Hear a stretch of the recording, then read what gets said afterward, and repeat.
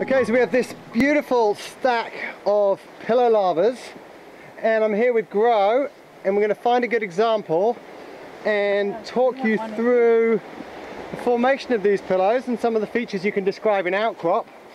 And in contrast to some of the examples in New Zealand, which are millions of years old, these are much younger. Yeah, so these are tens of thousands of years old, so they're quite fresh, and they formed underneath the water.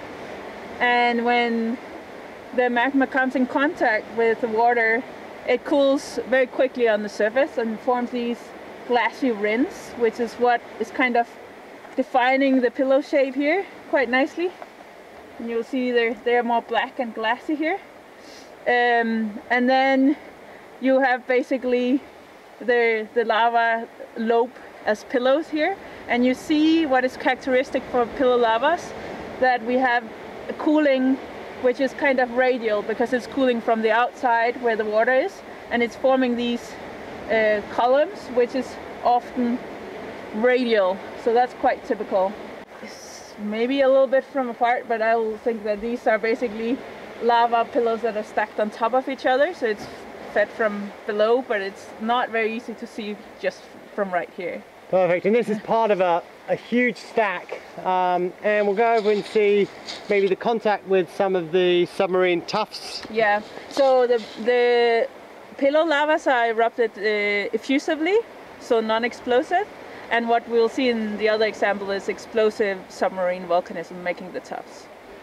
And this is a cross-section right through a submarine cone, and the pillows are forming part of the cone, and the tuffs are built on top or underneath? They are built underneath here, so that can maybe be a little bit counterintuitive. You would imagine that you will get lower and lower pressure as the cone would build upwards, but there has been some reasons for the pressure to change to make the pillows later in the formation. Cool, let's go and look at some of the tuffs.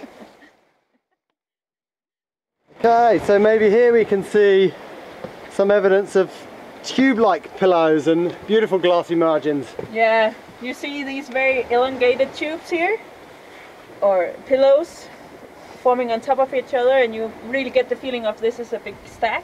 You see the glassy rinds very clearly here, and you even see that, you know, you have some of what we call pelagonite forming, where the lava has been quenched very, very quickly. So this is, this is some of the brown stuff, really. Yeah, that classic yellowy brown colour that you see. Yeah. You even actually see some of the crystals in here as well. The plagioclase crystals, clear. And then you see these big pillows, and here it's easier to see how they have been stacked, you know. Great, let's have a look at some of that tuff. Yeah. Okay, so here we can see the boundary between the pillows above and the tuff here.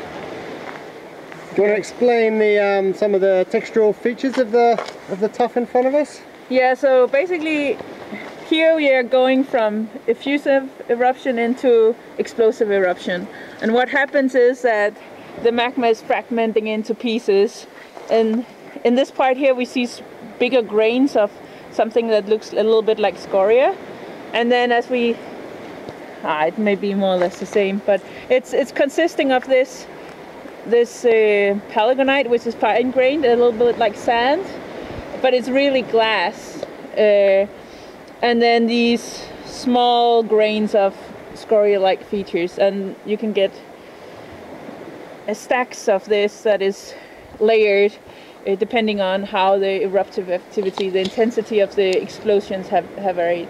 And maybe some of the finer grain layers are more turned to pelagonite? Yeah, and we probably also expect the more finer grain to be the more intensive parts of the explosions. So these are kind of like submarine, I wouldn't say airfall, I guess submarine kind of waterfall as they're settling out? Yeah, exactly. And I guess you can also, if we are close to the vent as we would expect to be here, you can have surges of these coming down. So it can be more complicated structures than just perfect horizontal layering. Yeah, because I guess some of this isn't super well sorted. You've got some kind of, you were saying scoria size class, and then some ash size class, so maybe not perfect sorting. So cool. Okay, so we're still out on Rekenes Peninsula, and here we can see where the subaerial volcanism, the younger Pahoehoe lavas, are being fed from dikes below, which are intruding through some submarine tuffs. So, Gro, do you want to guide us through this outcrop? Yeah, so what you see here behind us is the tuff, which is the brown bit, the fine-grained stuff, which is the explosive submarine deposits, which was the initial stage of the eruption, which then, after this was deposited, we changed the eruption style.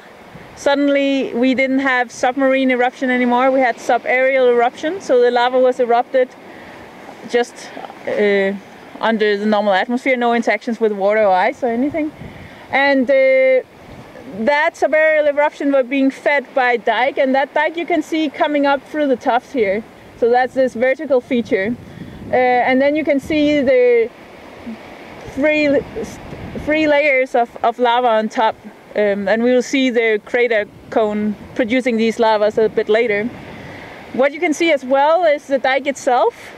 It has the characteristic chilled margins, so it's kind of darker on the sides of the dike, where it's finer grained. And then you see in the middle of the dike bubbles, so these are the vesicles.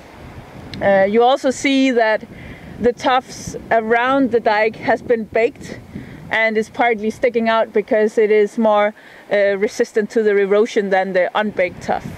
So it's amazing to think that this dike, which is only a metre or so wide, is feeding these huge volumes and these sheets of Pahoehoe lavas above. Yeah, yeah. This is quite impressive. And this is basically, I think, not unusual that you have, the dikes doesn't have to be so thick in order to feed sizable eruptions, really. Great.